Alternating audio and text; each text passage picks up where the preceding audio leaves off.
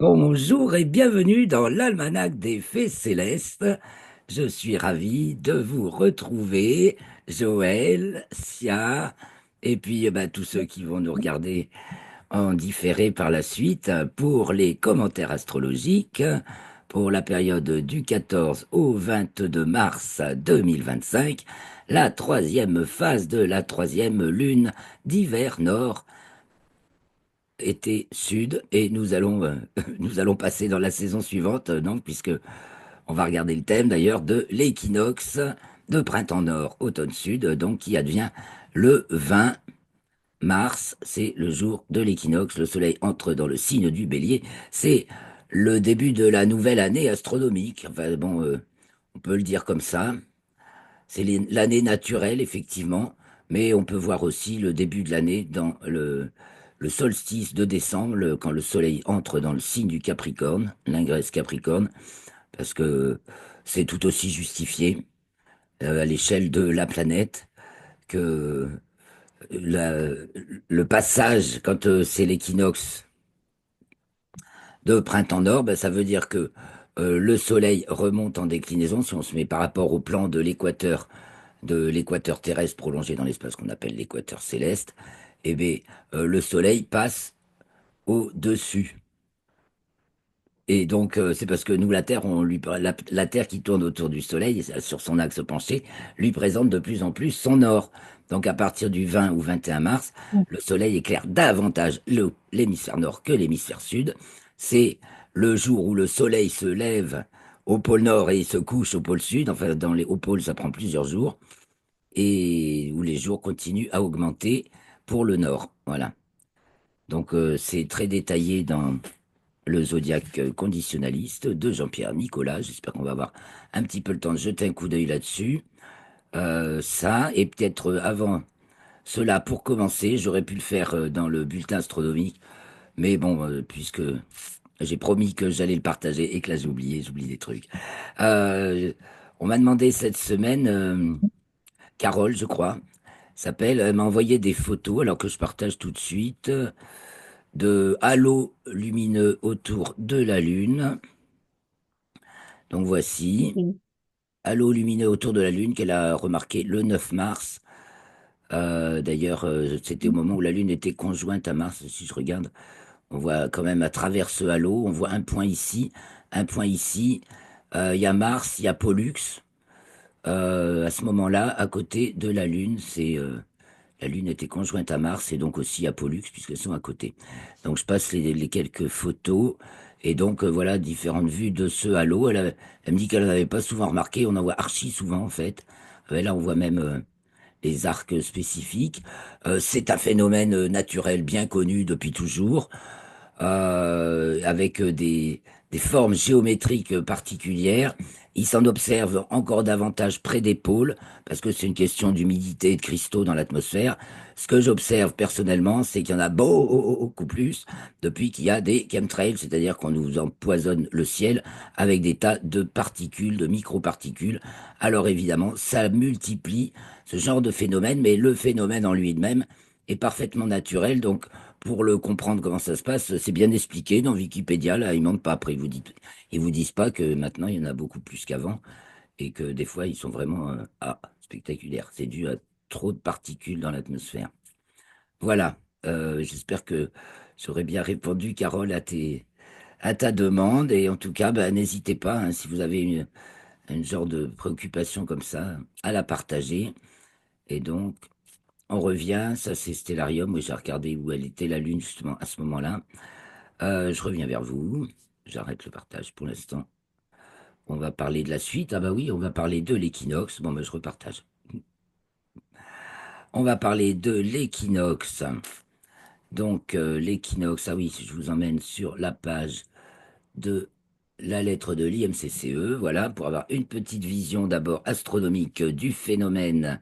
Donc, comme je vous ai expliqué, donc vous avez le plan équatorial céleste, c'est-à-dire le plan de l'équateur terrestre prolongé dans l'espace, en gris, là en bas, et le plan de l'écliptique, donc nous sommes d'un point de vue géocentrique, vous voyez, la Terre est au milieu, donc quand on a le point de vue géocentrique, eh ben, on voit le Soleil, il passe en bas, en dessous du plan de l'équateur, donc dans l'hémisphère sud en automne-hiver et il passe au-dessus du plan de l'équateur, donc dans, il éclaire plus l'hémisphère nord en au printemps et en été, donc équinoxe de Mars, et marquera toujours, et marquera toujours le 0 degré du signe du Bélier, quelles que soient les étoiles qui se trouvent en toile de fond. L'équinoxe de Mars, c'est quand le Soleil se passe, il y a autant de jours que de nuits, et c'est le nord qui est de plus en plus éclairé, et à partir de ce moment-là, le nord est plus éclairé que le sud, alors que depuis le solstice d'hiver, le nord était de plus en plus éclairé et le sud de moins en moins, mais c'est quand même le sud qui était encore de plus en plus éclairé. C'était l'automne, euh, c'était l'hiver dans l'hémisphère nord et l'été dans l'hémisphère sud. Et à partir de mars, donc 0 degré Bélier, le nord en voit plus que le sud jusqu'au solstice de juin où le nord voit un maximum le soleil et ensuite ça régresse jusqu'à l'équinoxe de septembre. Et puis ensuite, c'est le sud qui voit un max de soleil jusqu'au solstice de décembre. Et ensuite, ça régresse pour le sud, mais c'est encore maximal jusqu'à l'équinoxe de mars. Alors maintenant, regardons comment en zodiaque conditionnaliste ça se traduit. Voilà. Donc on a le bélier à droite, hein, parce que quand on regarde la Terre, quand on veut se faire une représentation, en fait, on met le nord en haut, le sud en bas. Donc en toute logique, le bélier est à droite pour que le soleil, quand c'est le solstice d'été nord, soit Gémeaux Cancer, donc entrer dans le signe du Cancer, soit en haut. Donc bélier à droite pour la représentation extérieure. Si on parle de l'intérieur, on va le mettre à gauche. Et là, on fait une démonstration extérieure, donc on le met à droite. Donc, signe du bélier. Alors, les ronds blancs, c'est l'hémisphère nord. Les ronds noirs, c'est l'hémisphère sud. On mesure la quantité d'éclairement hein, de chaque hémisphère ou de chaque pôle, comme vous voulez. Donc, quand il y a des rayons, c'est que ça augmente. Donc, on voit que ça augmente pour le nord depuis le Capricorne. Hein, mais au Capricorne, il y a un tout petit peu de nord et un gros max de sud. Et puis le nord augmente, le sud diminue, Verseau, Poisson, il y en a presque autant de nord que de sud, mais il y a encore plus de sud. Et au bélier, ben ça y est, ça bascule. Il y a plus de nord que de sud, le nord continue à augmenter, il y en a de plus en plus au taureau, de moins en moins de sud, de plus en plus aux gémeaux, de moins en moins de sud, et là on est au maximum, c'est au maximum pour le nord, c'est le solstice d'été de nord ou le solstice de juin. Voilà, au mois de juin, pour tout le monde, c'est le solstice d'été pour l'hémisphère nord, d'hiver pour l'hémisphère sud. Et donc, à partir de là, c'est le sud qui recommence à être plus éclairé que le nord, mais le nord est encore majoritaire au cancer, au lion un petit peu moins, et à la vierge encore un petit peu moins. Il y a presque autant, sans des contraires, hein, de nord que de sud, mais encore un petit peu plus de nord. Et puis ça bascule. La balance, c'est la balance. On rebascule à un plus de nord, de sud éclairé que de nord, et de plus en plus au Scorpion et au Sagittaire. On arrive au solstice de décembre. C'est l'hiver pour l'hémisphère nord, l'été pour l'hémisphère sud. Donc on va maintenant regarder les thèmes et voilà, parler un petit peu de tout cette incroyable période. Tiens, tout de suite, ça c'est une constante de en ce moment, hein, des années 2024, 2025, 2026, c'est cette conjonction Saturne-Neptune jusqu'à présent en Poisson, hein, et on va voir que Neptune va entrer dans le signe du Bélier dès la semaine prochaine, le 26, je crois et que Saturne la rattrapera, mais après Neptune va rétrograder, j'avance un peu, elle reviendra en Poisson, et ensuite elle reprendra son mouvement direct, et elle reviendra en Bélier. La conjonction Saturne-Neptune produira, je crois bien, au premier degré du signe du Bélier. Et donc, tant qu'elles sont en Poisson, on parle... c'est une notion dont j'entends souvent parler, mais en fait, voilà, c'est ça au Poisson. Saturne, Neptune en Poisson, l'infiltration. Voilà, il y a le combattre, on parle de nettoyer le marais aussi, vraiment, on voit le côté creuser et puis faire sortir toutes les scories, tous les débris, aussi bien les structures terminantes vraiment qui s'achèvent, euh, qui, s- Et puis, avec toute la nouvelle vie, vous avez vu au poisson, il y a presque autant il y a presque autant de nord que de sud, mais il y a encore plus de sud. Mais ça grouille, ça frétille, hein, et ça frétille dans toutes les dimensions, en fait, ce que Neptune nous fait particulièrement bien sentir, de manière, voilà, Neptune, c'est ce on sent, mais on ne sait pas, on voit pas, on reconnaît pas. Donc, c'est troublant à cause de ça. Et donc, c'est cette notion d'infiltration pour, voilà, le mal s'est propagé par infiltration, en quelque sorte. Enfin, le mal et le bien, hein, d'ailleurs. Les deux se propagent par infiltration. Il faut être à un tout, à haut niveau, ben, ce que ça dit les poissons aussi, la poisson vierge, ben, au simple niveau modeste de ce qu'on est, ni plus ni moins, hein. On est proche de l'équinoxe. On n'est pas dans les grandiloquences solsticiales. On est au ras des pâquerettes, hein. Et on est donc confronté à sa simplicité, tout bonnement. Voilà, au poisson, on se dénude, au bélier, on apparaît dans sa simplicité initiale. On se pose pas de questions, ça, c'est pour ça que ça fonce. Alors voilà, on est à cette charnière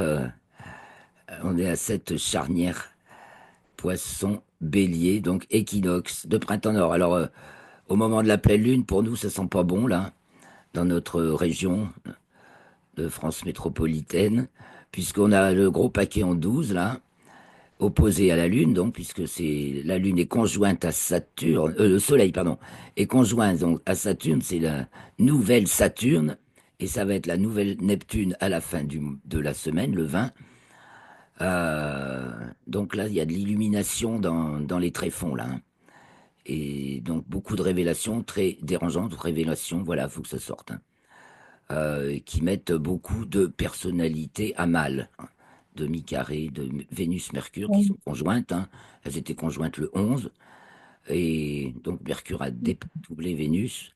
Vénus est rétrograde et Mercure va le devenir là ce jour même, en fait. C'est pour ça qu'elles vont se tenir. Mercure devient rétrograde, donc on va voir le lendemain. Et donc là, on voit que ça va mal pour les figures en place, sont vraiment exposées et très fragilisées, que ça se détend par le tirage vers le haut, on peut vraiment dire comme ça, l'aspiration à l'élévation, et qui met vraiment c'est, voilà, tout ce qui tient pas la route, quoi, ce qui est les faux vivants, quoi, les faux vivants. Héliocentrique, bah oui, on voit la conjonction Vénus-Terre. Vénus va être conjointe à la Terre le 23. Et le 24, ça va être Mercure. Mercure avance très vite. Mercure va être conjointe à Mars. Un petit tour de passe-passe léonien.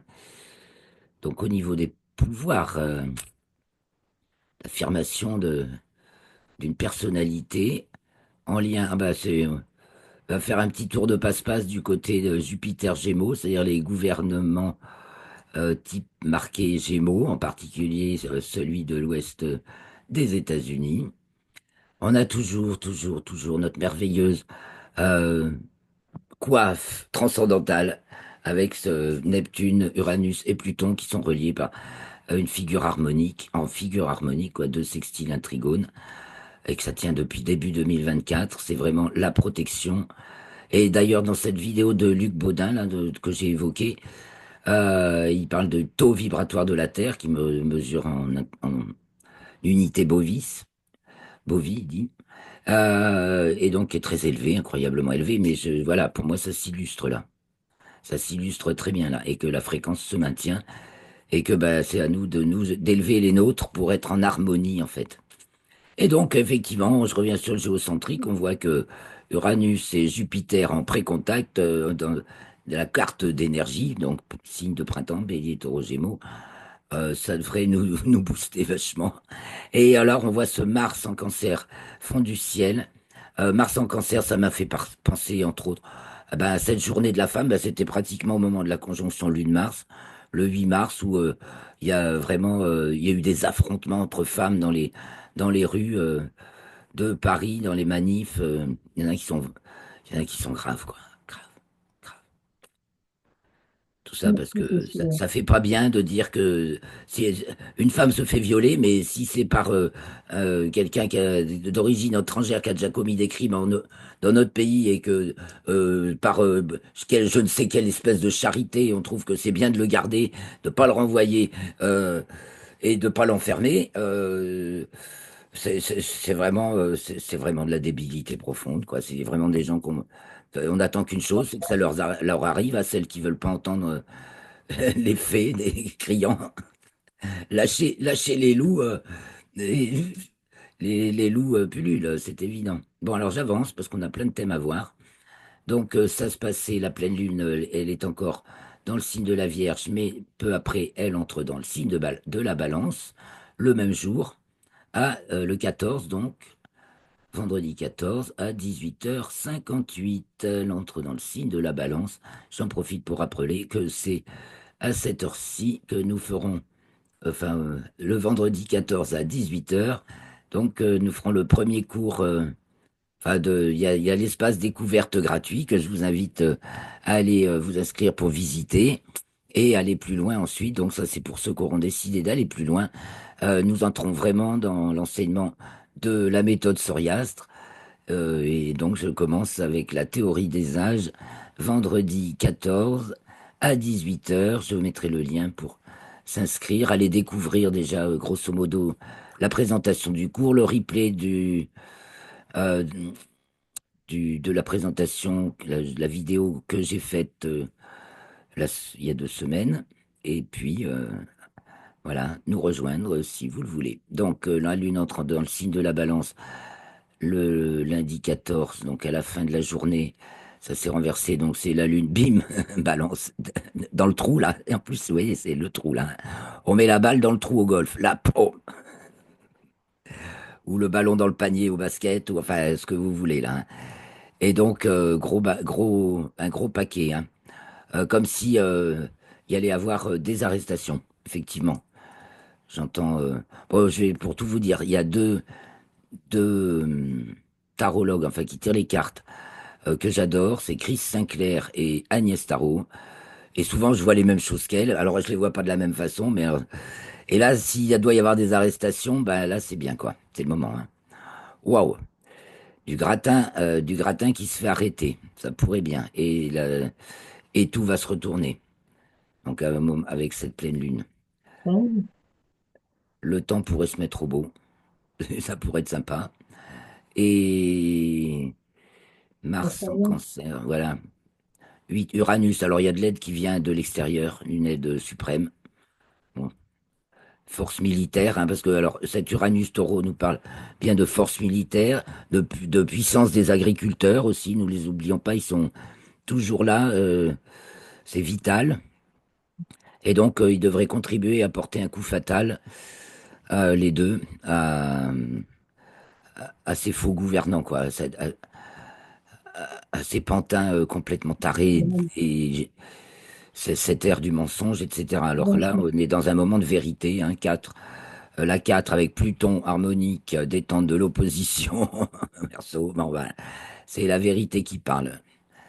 Et donc Mars Cancer, bah, qui parle aussi bien effectivement des déchirures qu'il peut y avoir dans le féminin, hein, parce que le Cancer, c'est l'enveloppe, la matrice, donc à l'intérieur de laquelle on se trouve. Donc déchirure dans la matrice, voilà, on peut parler comme ça, mais aussi duo ou duel, fonctionnement harmonieux des deux parties, voilà, inspire, expire, je marche, pied gauche, pied droit, deux mains, jambe droite, jambe gauche, les deux yeux, je peux faire la parallaxe grâce à mes deux yeux, hein, ça permet d'avoir euh, du recul, de mettre la perspective, tout ça c'est vachement important. Donc voilà, pour Mars, et que dire encore? Donc ça va insister sur Soleil, donc Soleil et Saturne conjoints en Poisson en 6. La 6 donc qui est transcendance de l'intégration. Donc c'est vraiment dans nos façons de penser, de voir, etc., qu'il y a du nouveau qui émerge et qu'on dégage. On fait la clarté sur sur sur ce qu'on a exploré dans le sombre avec Saturne et dans donc toutes nos tout ce qui façonne le plus intimement nos façons de voir les choses. Tout ça, c'est balayé, quoi. Balayé. Et la Lune entre en Scorpion le 17 mars à 7h30 TU. Donc 17 mars, on a un superbe cerf-volant en héliocentrique où la conjonction Vénus-Terre qui s'approche est opposée à Saturne-Neptune qui s'approche aussi, mais moins vite, bien sûr. Là, on a deux lentes, là, on a deux rapides, toujours tenus par les célestes, je dirais, puisque c'est Uranus, Neptune et Pluton, et qui pointent, donc ça détend vachement. La tension, elle est sur Jupiter Gémeaux, mais Jupiter Gémeaux, donc il y a eu un petit coup de passe-passe de Mercure avec Mars en Lion. Bah, ça passe, quoi. Ça passe. Il y a un grand progrès, moi, je pense, à l'œuvre, à l'œuvre. Et donc, on se retrouve avec notre amas en 12 à nouveau, et la Lune en 6 carré à Pluton. C'est vraiment la mort avec la Lune Scorpion. 6 carré Pluton. Qu'est-ce qui va rester de ça? Et Mars au fond du ciel en Cancer. Donc ce clivage, on peut vraiment parler de clivage qui est toujours harmonique. Alors dans les autres référentiels, Mars n'est pas si harmonique que ça, sauf avec Jupiter en Hélio là. Et là, Mars est carré à Uranus carrément, donc ça nous parle vraiment d'un clash, d'un clash. Et donc il pourrait y avoir une intervention juste avant, qui ferait que maintenant il y en a qui seraient plus là parmi les figures. Alors, quand la Lune entre en Sagittaire le 19 mars à 20h16 TU, on retrouve encore notre amas en 5-6. Hein. 6, là, c'est Pluton qui est au fond du ciel. Ouais, donc rien. La clé, le code, mais on voit rien. C'est le mystère. La Lune est opposée à Uranus, donc il y a encore un effet de surprise remarquable qui détend ce lourd paquet quand même, qui est en train de sortir pénible. Heureusement qu'il y a Vénus et Mercure en bélier, qui toutes les deux rétrogrades maintenant, hein, depuis à partir du 15, Mercure est rétrograde également.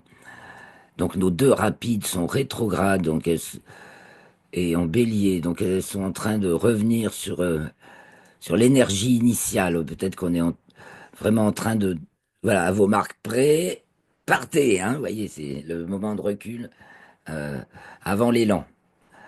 Un puissant élan et qui, voilà, retenu peut-être, c'est pas encore tout à fait le moment de se lancer. On y est presque, c'est imminent. Il y a vraiment quelque chose de très imminent, puisque c'est l'opposition de la Lune à Uranus. Et donc, il peut y avoir intervention soit militaire, et soit des agriculteurs extérieurs. Hein, il y a un facteur extérieur sur les vats en guerre. Là, il faut serrer les vats en guerre, en fait. La sagesse s'impose, sagesse, la loi. Qui nous, pour aller vers l'avenir et non pas vers l'extinction totale. Et voilà que le soleil entre en bélier le 20 mars à 9h01 TU, soit 10h01 à nos montres. Eh bien, donc, c'est en pleine santé cette affaire-là, avec un Jupiter Gémeaux ascendant opposé à la Lune. Donc, bon, faut surveiller sa santé quand même, hein, mais c'est santé, c'est général, global. Euh, Parce que Jupiter en 1, ça nous parle d'abord de la santé.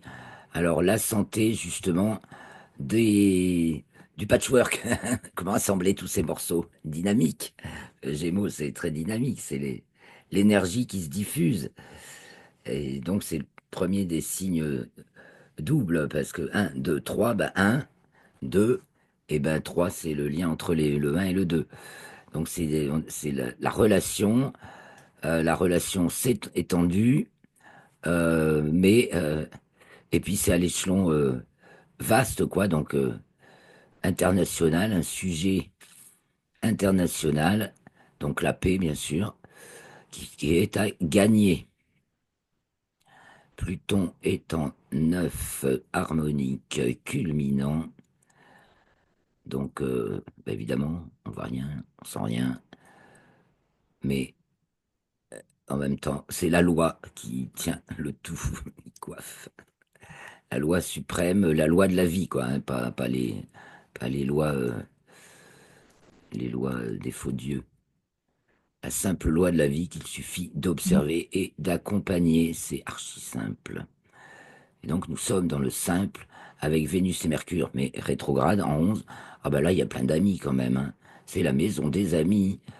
Donc, et toujours Uranus qui fait un demi-carré à Mercure. C'est les médias qui vont peut-être ramasser les faux médias, ou du moins il peut y avoir une tentative de musellement encore, ou, et au contraire, aussi bien bon, c'est bon, vous lâchez, vous laissez les gens parler, quoi. Une autre autorité supérieure qui impose la liberté d'expression. Mais c'est une grosse question, liberté d'expression, Mercure en bélier, nouvelle liberté d'expression, retenue, peut-être retenue juste le temps des rétrogradations. De toute façon, la vague énorme arrive avec Saturne-Neptune. Ah, là, ça, il n'y a pas de problème, ça bascule. Donc, c'est pour les 3 mois qui viennent, hein, c'est l'esprit global du printemps. Donc en hélio, ben voilà, on voit justement, c'est très, très intéressant, on a Mercure, Vénus et la Terre qui s'alignent, opposés à Saturne, Neptune. Alors ça, j'appelle ça un alignement, plus que plus qu'un chapelet, parce que ce qu'on nous appelle alignement souvent dans la presse maintenant, c'est plutôt un chapelet visuel. Bon, le long de l'écliptique, c'est, je n'appelle pas ça un alignement. Enfin bon, un alignement, c'est quand tout le monde est aligné sur le même axe. Donc là, c'est le cas dans l'axe équinoxial de surcroît. Donc on a les 3 rapides, hein, qui nous parlent de la Terre, les hommes, les femmes, les petits-enfants, enfin tout le monde, quoi, hein. Et puis de l'autre côté, on a les 2 lentes, Saturne et Neptune, celles qui font le ciment de nos sociétés. Et ça tourne. Saturne, ça tourne. Ça va Mhm. tourner vraiment. Le tournant sera opéré quand Saturne sera conjointe à Neptune en bélier. C'est pour ça que il y en a qui vous disent que, comme s'il se passait rien, il se passe tellement de choses chaque jour. C'est chaque jour des avalanches de petits cailloux de progrès, de petits pas qui font que ben, le grand pas va être effectivement constaté. Voilà, enfin, au lieu de regarder tout le temps en arrière, ce sera fini, on regardera en avant, et là on se dira, ah bah oui, on a changé, c'est bien, c'est mieux qu'avant. Faut arrêter de se Effectivement. lamenter, hein. Franchement, faut savoir prendre beaucoup de recul voilà, regardons à l'extérieur, c'est aussi ce que nous dit la Lune en Sagittaire, dans les autres pays, parce que il y a que la France qui entretient maintenant une propagande, le mensonge absolu et la propagande de guerre, dans une incohérence démente. Donc, n'écoutons plus jamais notre président et n'écoutons plus notre télévision. Euh, Toutes ces news officielles là, sauf si on est vraiment chercheur en anthropologie, comme Jean-Dominique Michel par exemple, et on essaie d'observer voilà, prenons-les en tant qu'observateurs, un peu comme fait Christophe là dans ses petites nouvelles du lundi, des tendances, observateurs des tendances, mais perdons pas la boussole quoi. Et donc nous passons au 22, car on va bientôt se quitter les amis. Le 22, nous sommes maintenant donc au printemps, la Lune entre dans le signe du Capricorne à 7h28 TU. Et donc, elle fait un gros carré à notre paquet, puis on va arriver au dernier quartier dans la même journée, puisque c'est à 3 Capricornes, la Lune est à 3 Capricornes pour le premier quartier. Donc quand elle rentre en Capricorne, nous avons l'ascendant Taureau, donc la Terre. Ah là, c'est la Terre qui va parler fort. Donc là, on peut peut-être parler, l'agriculture va parler peut-être. Euh, donc toujours demi-carré Mercure, c'est une voix qui dérange. Et puis il y a le côté instance supranationale, hein, qui est aussi ben, bing, bing, bing, là, elle prend des claques aussi, hein, on voit ça dans les deux sens. Pluton fait des jolis petits sextiles à Vénus et Mercure, donc ils sont vus en vérité. Mercure et Vénus, là, peuvent être porteurs de vérité. Et dans ce cas-là, eh bien, bon, c'est eux qui sont... Là, c'est plus fort, hein. Euh, les personnages, ils sont affaiblis s'ils sont pas dans la droite ligne de de la vie saine, dirais-je. Bon, Jupiter en deux fait des sous sans rien dire. Il entre- Jupiter en deux et il mange là, Gémeaux, mangez beaucoup d'énergie et ça va, faites des affaires, les amis. Et c'est le moment, c'est peut-être est-ce le moment d'investir? Je ne sais pas très bien traiter ces questions-là. Nous arrivons au dernier quartier, donc le même jour, le 22 mars à 11h29 TU, soit 12 midi 29. Le soleil culmine donc, à presque. Le Mars est à l'ascendant Cancer. Donc on parlait de clivage tout à l'heure, hein, c'est peut-être le maître mot pour cette configuration, mais un clivage, attention, on s'affirme, hein, parce qu'en Hélio, Mars est en Lion. Donc, c'est affirmer son existence. Il s'agit d'affirmer son existence et que ça se vit dans un clivage. Il faut séparer, dans la cellule, se sépare. C'est cette image-là, hein, que j'ai l'image la plus simple, hein, pour Mars en cancer, c'est la division de la cellule. Donc, ok, Ernelius, ben voilà, on s'approche de cette belle conjonction. C'est assez rare quand même que Vénus et Mercure soient en conjonction inférieure au même moment, hein, dans le plan de l'équinoxe, enfin, un degré proche de l'équinoxe. Ça fait partie de la bascule et ça va marquer le coup, quoi. Je pense que ça va vachement marquer le coup de ce grand changement qui s'opère et en plus on voit que l'axe méridien et l'axe des nœuds de la Lune est dans l'axe méridien, avec le nœud nord en haut. Donc, ben c'est du nouveau, c'est du nouveau qui sort là, de nouveaux repères. Je pense on va finir par changer de figure. En tout cas, si la figure dirigeante actuellement euh, est encore là et est complètement dans les choux déconnectée du reste, vous voyez, ça fait plusieurs fois qu'on voit Jupiter Gémeaux sans aspect et le Capricorne. Et dans le thème de l'entrée du soleil en bélier, donc qui marque toute la saison du printemps et l'année astronomique, hein, parce que quand on fait la météo, pour se baser pour l'année, ah oui, on part de l'ingresse bélier également, hein. Donc, ça nous, on voit que là, c'est en train de lâcher, puisque c'est l'opposition à la Lune sèche. La Lune fait juste une opposition à Jupiter, puis elle continue son chemin. Et après, Jupiter est sans aspect dans les jours qui suivent. Et donc pour le Soleil Bélier, bah déjà bon, ça signe plutôt du beau temps à l'ascendant. Euh, voilà, c'est dans localement, c'est dans l'axe de 8, donc c'est quand même l'axe humidité, détendu par Vénus, Mercure, secteur 12. Bon, c'est l'axe de la. Alors voyons, visibilité. Alors, vent 3,9. Visibilité 1,7. Visibilité plafond 4,10. Température 5,11. Pression 6,12. Donc c'est la pression. Et humidité de 8. C'est l'axe des aviateurs, les 6 critères météo des aviateurs qu'on retrouve parfaitement dans nos 6 axes du thème, en particulier pour la météo dans les secteurs de la sphère locale, si vous voulez prévoir le temps un petit peu pour chez vous.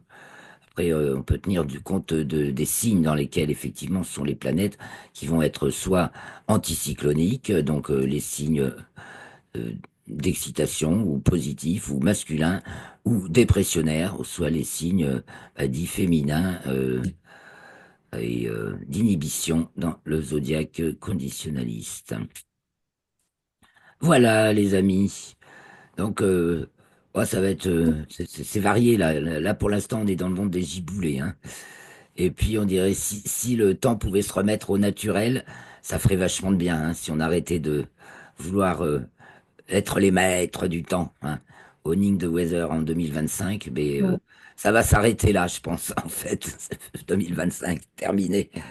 On va ouais, laisser, j'espère, la nature reprendre ses droits et on va marcher intelligemment, quoi. Bon, ça n'empêche pas la technologie, bien au contraire, mais qu'on aille dans l'intelligence et non pas ouais, dans la stupidité. L'intelligence, c'est accompagner la nature.